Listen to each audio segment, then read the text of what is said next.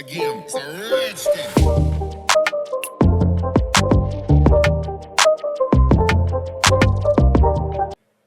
Hello everyone, ये 9th quarterly update की video है वॉल्ट की। तो इसमें देख लेते हैं, मेल में इसमें लिख रखा है कि टाउन हॉल मीटिंग भी होएगी, पर अभी कब होएगी ये डेट इसमें मेंशन नहीं है, तो वो बता देंगे जो भी नेक्स्ट मेल आएगा उसमें। और वैसे मैंने प्रीवियस जो वीडियो बनाई थी उसमें सारे क्वेश्चंस एड्रेस कर दिए थे लोगों के, और किसी को फिर भी डाउट हो या किसी को प्रॉब्लम हो किसी भी चीज़ में फर्स्ट या सेकंड डिस्ट्रीब्यूशन से रिलेटेड, मेनली सेकंड डिस्ट्रीब्यूशन से रिलेटेड, तो जो है live town hall meeting attend कर लेना। तो उसमें डायरेक्ट जो है लाइव क्वेश्चन पूछ लेना, क्योंकि अगर इशू आपका सॉल्व नहीं हो पा रहा है। तो ये हो गया। बाकी देख लेते हैं 9 क्वार्टरली अपडेट। तो ये है इसका पीडीएफ। तो सबसे पहले देख लेते हैं इसमें मेनली जो चीज़ें हैं, मैं जो मेन चीज़ डिस्कस करूँगा इलिक्विड एसिड जो है रिकवरीज का, उसके ऊपर ही डिस्कस करूँगा। बाकी ये जो है मेनली ये सारा डिस्कस करे हुआ है मैंने प्रीवियस वीडियोस में, तो मेरी प्रीवियस वीडियोस देख लेना। तो मैं हर चीज़ यहाँ पे दोबारा से नहीं तो रिपीटेटिव हो जाएगी। तो यहाँ पे देख लेते हैं सबसे पहले, ये वैसे यहाँ पे लिखा होना चाहिए इलिक्विड एसिड डिस्ट्रीब्यूशंस, ये इन्होंने ऐसे गलत लिखा होगा। तो यहाँ पे इन्होंने मेजरली बस ये बता रखा है कि जो है प्रीवियस जो सारा डिस्कस कर रखा है सेम एग्जैक्टली। तो इसमें मैं बता देता हूँ कि बस 30 जनवरी को ये स्टार्ट होता है सेकंड डिस्ट्रीब्यूशन, और जो है विड्रॉल रिक्वेस्ट फॉर्म जो है ओपन है और ऑन गोइंग है अभी।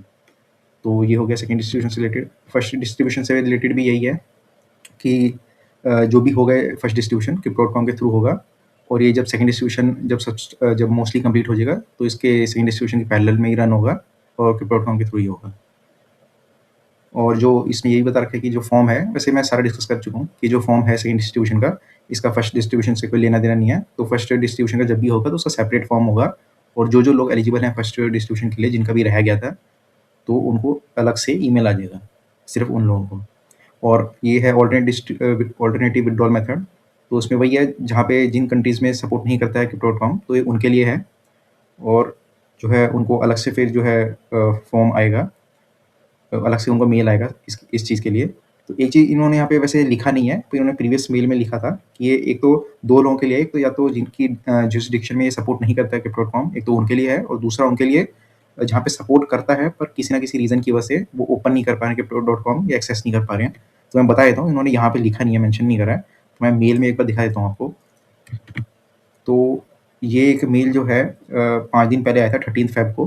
तो ये देख लेना, ये वाला मेल, इसमें टाइटल ये होगा। तो इसमें यहाँ पे नीचे मेंशन कर रखा था क्लियरली, कुछ लोगों को डाउट था तो इसलिए मैं बता देता हूँ।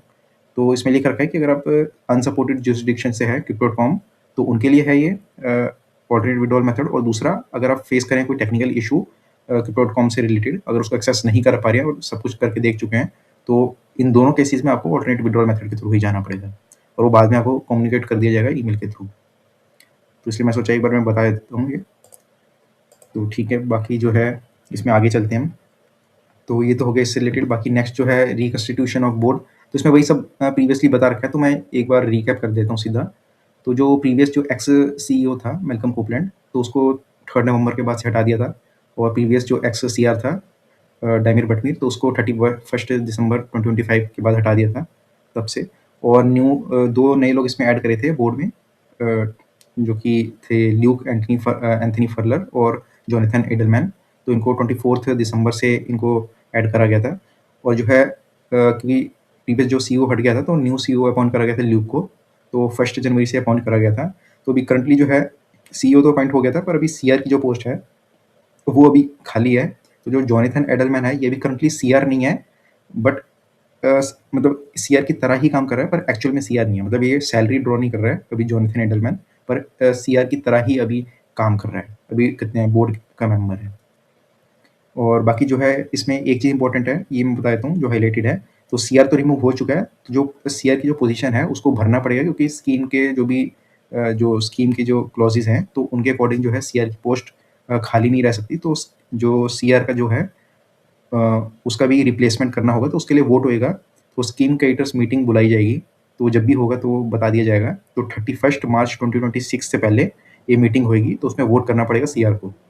तो देख लेना अपने हिसाब से, जो भी होगा बेस्ट सीआर चूज़ करना जो एक्चुअली में काम करे, प्रीवियस सीआर की तरह ना हो। तो इसमें ये थे इंपॉर्टेंट। तो 31 मार्च से पहले पहले मेल आएगा स्कीम क्रिएटर्स मीटिंग का, इसमें सीआर को, नए सीआर को चूज़ करना होगा। और यह नेक्स्ट जो है ये एप्लीकेशन अपडेट से रिलेटेड है। तो जो एप्लीकेशन, कई लोगों को पता होगा कि जो एप्लीकेशन डाली थी कोर्ट में, ये सेकंड डिस्ट्रीब्यूशन को हम एक्सपीडाइट कर सकें स्कीम मैनेजर ने जो डाली थी, क्योंकि पहले जो है इशू ये था कि बोर्ड में डेडलॉक हो गया था प्रीवियस जो है एक्स सीईओ और सीआर की वजह से। तो वो अब ठीक हो चुका है, मतलब वो अब डेडलॉक तो खत्म हो गया क्योंकि दोनों रिमूव हो चुके हैं। तो सेकेंड डिस्ट्रीब्यूशन तो फर्स्ट मतलब ये 30 जनवरी से स्टार्ट हो चुका है। बाकी जो है इसमें लिख रखा है कि क्या क्या हुआ था, तो उसमें जो डेट्स थी उसमें क्या क्या हुआ था। तो 4 जनवरी को डैमिर ने जो फाइल करा था अपने रिटर्न सबमिशन कोर्ट में, तो वो इशू ऑफ जो कॉस्ट से रिलेटेड था, उसी से रिलेटेड था। तो उसने जो है इसमें उसमें बाकी जो ऑब्जेक्शन लगाई थी उसके ऊपर नहीं उसने कुछ मेंशन करा था।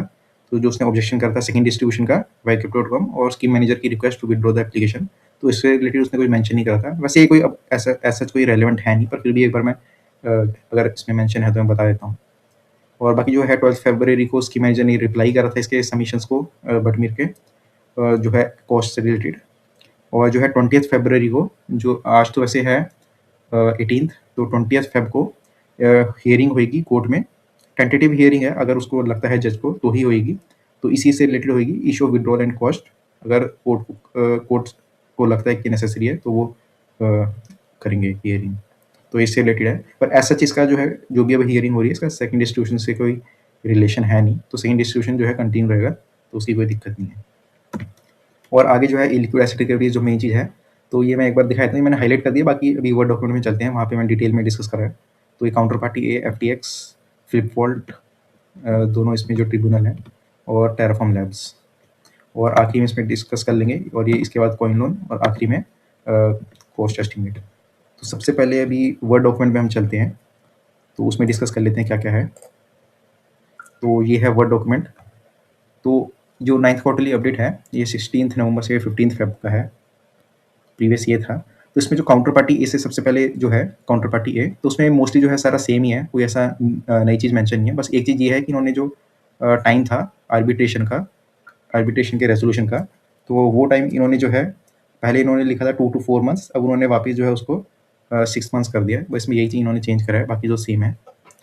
और जो है नेक्स्ट जो है कॉइन लोन से रिलेटेड, तो कॉइन लोन से रिलेटेड अभी लास्ट में जो चल रहा था वो ये था कि जो इसमें जो है जो ट्रस्टी था कॉइन लोन का, तो उसने अपील करा था जो स्टेट कोर्ट था। तो डिस्ट्रिक्ट कोर्ट का जो डिसीजन था, ये जो प्रीवियस जो हुआ था, तो उससे रिलेटेड जो है उसने स्टेट कोर्ट में जो है एप्लीकेशन फाइल करी थी, तो उसी से रिलेटेड इसमें बता रखा है। तो जो ट्रस्टी ने फाइल अपील करी थी डिस्ट्रिक्ट कोर्ट के डिसीजन के अगेंस्ट स्टेट कोर्ट में, तो उसमें हुआ क्या, नवंबर में करा था ये। तो जनवरी 2026 में जो स्कीम मैनेजर है उसने जो है अपडेट मांगा था इसी ट्रस्टी से, कॉइन लोन बैंक्रप्सी ट्रस्टी से। तो उसने कहा था कि जो अपील जो है अभी भी स्टिल पेंडिंग है। तो अभी जो भी अपील डाली थी नवंबर से, तो अभी भी वो करंटली पेंडिंग ही है। तो जो भी है ये अभी तो स्लो ही चल रहा है ये। तो ये और बाकी जो है आगे स्कीम मैनेजर ने कहा है कि कहते हैं मेरे को और डिटेल अपडेट चाहिए होगी, और उसने स्कीम मैनेजर ने रिक्वेस्ट भी करा है ट्रस्टी को कि भाई मीटिंग करनी है मेरे को कमिटी ऑफ क्रेडिटर्स के साथ, ताकि जो भी है रेजोल्यूशन जो है ये हो सके। और जो भी हम एक्सपेक्ट कर रहे हैं 5 to 8% रिकवरी, जो प्रीवियसली मेंशन था कि क्योंकि इसमें जो है मेजरली जो रिकवरीज थी हमारी, तो वो हो गई थी। तो बाकी जो भी रिमेनिंग रिकवरी थी 5 to 8% जो एक्सपेक्टेड है, तो उसी के लिए अब जो भी है ये बैटल चल रहा है। तो क्योंकि सेकंड डिस्ट्रीब्यूशन में अगर यहाँ पे देखा जाए तो USD 18.9 मिलियन तो ऑलरेडी डिस्ट्रीब्यूट हो चुका है सेकंड डिस्ट्रीब्यूशन में इससे कॉइन लोन का, और ऐसे ही काउंटर पार्टी ए में 70 मिलियन हो चुका है। तो ये जो भी है कॉइन लोन का जो कहते हैं 5 to 8% जो रिकवरी एक्सपेक्टेड है, उसी से रिलेटेड जो भी है ये चल रहा है। और ये तो ये होगा अभी, मतलब करंटली जो है इसमें पेंडिंग है अभी, तो मेन यही है अभी कॉइन लोन का। और फ्लिपफोल्ड का अगर देखा जाए तो फ्लिपफोल्ड का ये अभी जो भी है इसमें कॉम्प्लिकेटेड है, तो इसमें ऐसा कोई रेजोल्यूशन आ नहीं रहा है। तो भी डिस्कस कर लेते हैं। इसमें तो 2 ट्रिब्यूनल हैं, एक तो यहाँ पे जो AAA ट्रिब्यूनल है जो बैंगलोर में है, तो वहाँ पे जो है 2 हियरिंग हुई थी। तो 1 दिसंबर को, और उसके बाद हुई थी 12 जन को। तो 1 दिसंबर को क्या हुआ था कि फ्लिपफोल्ड ने कहा था कि ईडी ने जो है अनफेयरली फ्रोज करे उनके एसेट, और जो है ट्रिब्यूनल ने जो क्या करा कि केस को जो है पोस्टपोन कर दिया, और ईडी ऑफिसर को कहा कि आपको प्रेजेंट होना पड़ेगा। तो तब प्रेजेंट नहीं था वो, तो इसीलिए तो फिजिकली या वर्चुअली प्रेजेंट होना पड़ेगा, ताकि वो एक्सप्लेन कर सके कि कौन से टोकन जो है उसको लग रहा है कि ये इसमें जो उन्होंने फ्रोज करे थे, मतलब उससे रिलेटेड क्या था। तो जो भी उन्होंने चार्जेस करे थे क्रिमिनल चार्जेस वगैरह, तो क्या था। तो 12 जनवरी को जब हियरिंग हुई थी, नेक्स्ट हियरिंग, तो उसमें क्या करा, ईडी ने वर्चुअली उसको अटेंड करा था। उसने कहा कि जो है ईडी ने ये कहा कि फ्लिपवॉल्ट ने क्लियरली एक्सप्लेन नहीं करा कि फंड ट्रांसफर कैसे हुए थे, तो पर फ्लिपकार्ट ने इसका जवाब दिया कि वो उन्होंने फुली कोऑपरेट करा था। तो एक दूसरे मतलब एक तरह से वही ब्लेम ही चल रहा है। तो इसलिए जो है कोर्ट ने जो है केस को मूव कर दिया 23 फ़ेब को। तो अब 23 फ़ेब को जो भी होना है, हियरिंग होनी है, उसमें ईडी ऑफिसर को कहा गया कि फिज़िकली आपको प्रेज़ेंट होना पड़ेगा डॉक्यूमेंट्स के साथ। तो इसी वजह से जो फ्लिपकार्ट जो है अब हाई कोर्ट जाएगा ताकि इसके डिसीजन को स्पीड अप करा जा सके। क्योंकि अगर कोई 23 फ़रवरी को भी कोई ऐसा डिसीजन नहीं आता है, तो ये जो है हाई कोर्ट जाएँगे। तो ये तो हो गया इससे ट्रिपल ए ट्रिब्यूनल से रिलेटेड जो बैंगलोर में चल रहा है। और दूसरा जो हैदराबाद कोर्ट हियरिंग है, उससे रिलेटेड मैं बता देता हूँ। तो 2 दिसंबर को जो है इसकी हियरिंग थी।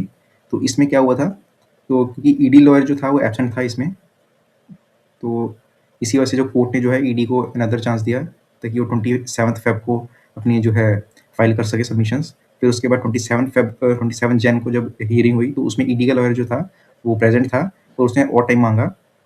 तो उसके बाद कोर्ट ने फाइनल चांस दिया इसको ईडी को कि आप 10 फ़ेब तक अपने जो है रिप्लाई फाइल करो।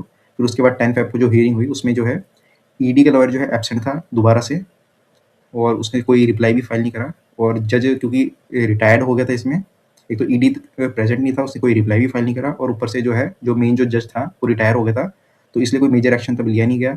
और जो भी केस जो था वो टेम्परेरी जज ने हैंडल करा था, और उसने जो है कि उसके पास ऐसा कोई मेजर पावर होती नहीं, तो उसने जो है डेट असाइन करी अब नेक्स्ट डेट। तो अब जो नेक्स्ट डेट है वो है 24 फ़ेब। तो इसकी ट्रिपल ए ट्रिब्यूनल की है 23 और इसकी जो है हैदराबाद कोर्ट की 24 फ़ेब। तो देखते हैं क्या रहेगा। अभी तो इसमें ये डिले ही चल रहा है ईडी की तरफ से बहुत ज़्यादा, इसमें मतलब अभी कोई ऐसा सॉल्यूशन तो निकल में आ नहीं रहा है।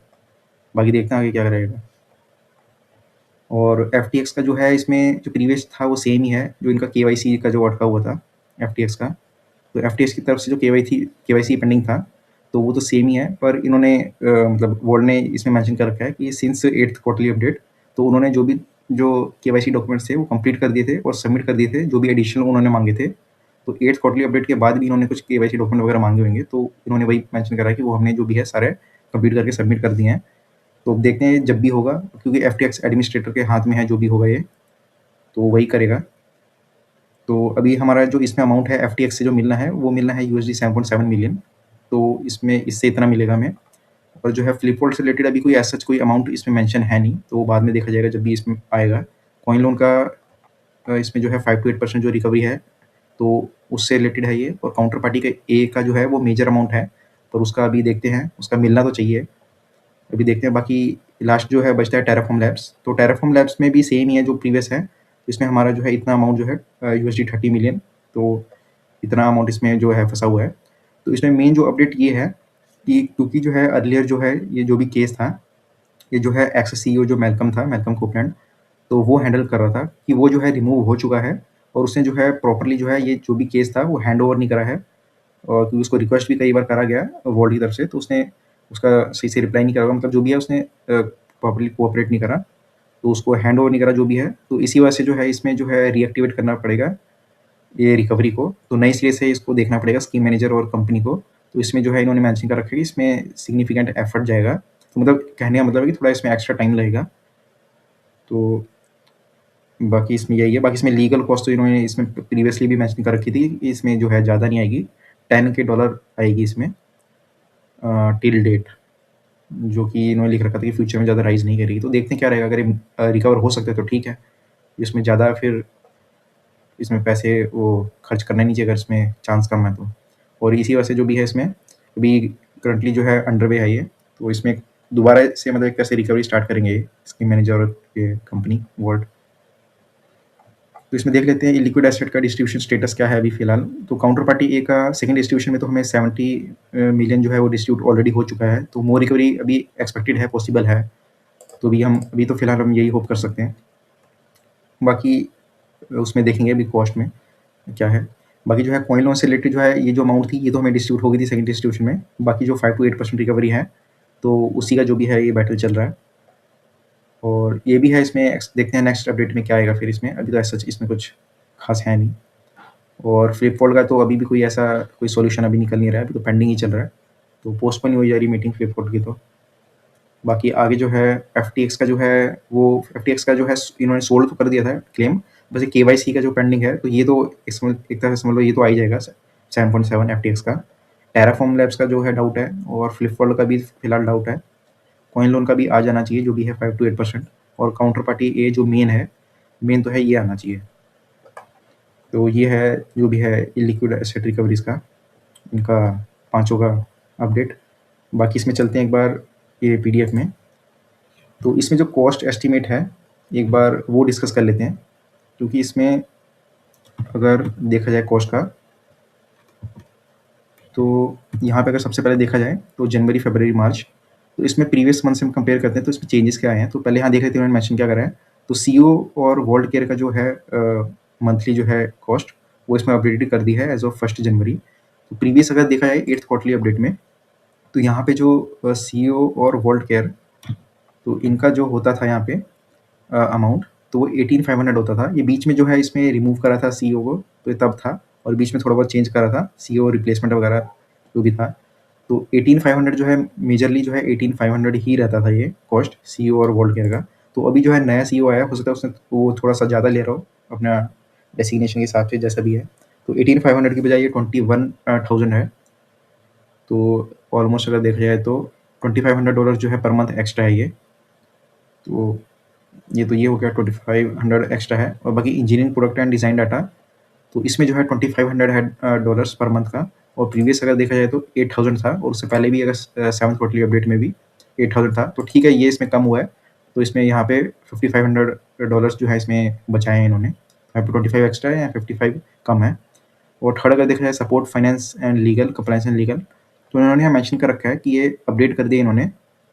तो जो भी इसमें इन्होंने बता रखा है कि ये जो कॉस्ट है ये ज़्यादा इसीलिए है क्योंकि इसमें जो कोर्ट की एप्लीकेशन की जो कॉस्ट है वो, और बाकी जो सेकंड डिस्ट्रीब्यूशन से रिलेटेड जो भी कॉस्ट है जो था KIS यानी क्रॉल इशूइंग सर्विसेज, तो उसकी जो भी फीस है वो, और जो एस्टिमेटेड कॉस्ट है ऑल्टरनेट विड्रॉल मेथड की, और जो फर्स्ट डिस्ट्रीब्यूशन से रिलेटेड विड्रॉल रिक्वेस्ट फॉर्म है, तो उसकी भी जो भी कॉस्ट है, मतलब first distribution, second distribution, alternate withdrawal method, और जो कोर्ट की जो भी फीस थी, तो ये सब मिला जुला के इन्होंने इसमें जो है इसमें बताया कि ये रहेगी जनवरी, फरवरी, मार्च में। तो प्रीवियस अगर देखा जाए तो ये 10,000 रहती थी, आई थिंक, हाँ 9,000 रहती थी पहले 7th क्वार्टरली अपडेट में सितंबर तक। उसके बाद यहाँ पे थोड़ा राइज हुआ था क्योंकि यहाँ पे इन्होंने बताया था यहाँ पे कि यहाँ पे जो कोर्ट में जो इन्होंने एप्लीकेशन करी थी क्योंकि डेडलॉक हो गया था सेकंड डिस्ट्रीब्यूशन से रिलेटेड, तो उसी वजह से जो कॉस्ट जो है राइज कर गई थी। तो 10 से 24, 9 से 10, फिर 10 से 24, 90।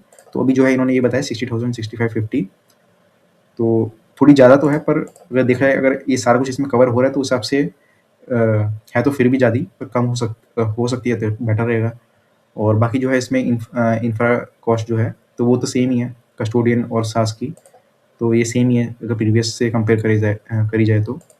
और एसेट रिकवरी कॉस्ट में जो है लीगल जो कॉस्ट है फ्लिपवर्ल्ड और काउंटर पार्टी एक ही है। फ्लिपवर्ल्ड की तो सेम ही है 10,000 जो है पर मंथ है, बीच में थोड़ी सी राइज करी थी, तो इन्होंने यहाँ मेंशन कर रखा है क्यों राइज करी थी। बाकी जो है इसमें ये तो सेम है, फिक्स है फ्लिपवर्ल्ड की 10,000। और काउंटर पार्टी एक जो है इसमें कोई लीगल कॉस्ट है नहीं। प्रीवियसली जो थी वो काफ़ी कॉस्ट थी, 50,000 जा रही थी, और उससे पहले अगर देखा जाए तो भी 50,000 जा रही थी। तो जो लीगल कॉस्ट है काउंटर पार्टी एक ही हट चुके, तो इसका एक मतलब इसमें लिख रखा है यहाँ पे no further cost expected during this period. तो हो सकता है कि आर्बिट्रेशन कंप्लीट हो गई हो, तो हम एक्सपेक्ट कर सकते हैं कि काउंटर पार्टी ए से हमें मिलना चाहिए जो भी अमाउंट है, क्योंकि मेजरली जो है इसी के पास है, काउंटर पार्टी ए से ही आना है जो भी आना है। अगर हम बाकी लिक्विड एसेट रिकवरीज का मिला भी लें, चाहे वो फ्लिपवर्ल्ड हो, कॉइन लोन हो, FTX हो, टेराफॉर्म हो, जो भी हैं, पर सबसे मेजर जो चंक है वो काउंटर पार्टी ए से ही आना है। तो अगर इसका लीगल फीस नहीं है तो एक तरह से शायद मान सकते हैं कि ये इसमें कुछ पॉजिटिव स्टेप हो रहा है। तो अगर लीगल कॉस्ट नहीं लगी तो हो सकता है कुछ बात बन जाए इसमें और अमाउंट मिल जाए जो भी इसमें है। और बाकी जो इसमें जो है CR, तो क्योंकि रिस्ट्रक्चरिंग रिलेटेड कॉस्ट CR तो हट चुका है तो इसकी कॉस्ट 0 है। स्कीम मैनेजर की सेम है 10,900। तो जब CR जो है नया अपॉइंट होगा तो उसकी कॉस्ट लगेगी, जो कि इसमें मेंशन कर रखे हैं उन्होंने कि जो वोट होएगा उसका स्कीम वेटर्स मीटिंग में 31 मार्च 2026 से पहले होगा। तो ये है।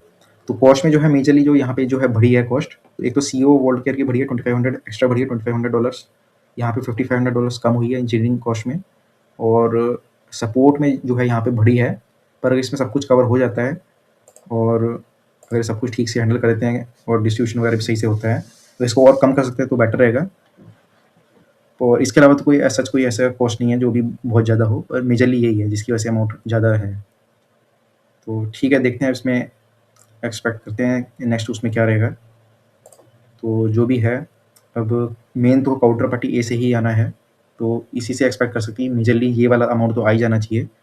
बाकी जो है इसका टेराफॉर्म का अभी कुछ खा नहीं जा सकता। एफटीएक्स का तो ये मिल जाना चाहिए जितना है 7.7। फ्लिपफोल्ड का भी थोड़ा डाउट है। कॉइन लोन का भी मिल जाना चाहिए और काउंटर पार्टी ए का भी मिलना चाहिए। तो ठीक है, अगर जो भी नेक्स्ट अपडेट होगा उसमें देखेंगे। टाउन हॉल मीटिंग भी इससे रिलेटेड होनी है, तो वो भी देख लेते हैं जब भी होएगी। तो उसके बाद भी एक वीडियो आ जाएगी जो भी उसमें डिस्कशन होएगी, तो मैं वीडियो बना दूंगा। तो ठीक है, अभी के लिए बस करते हैं।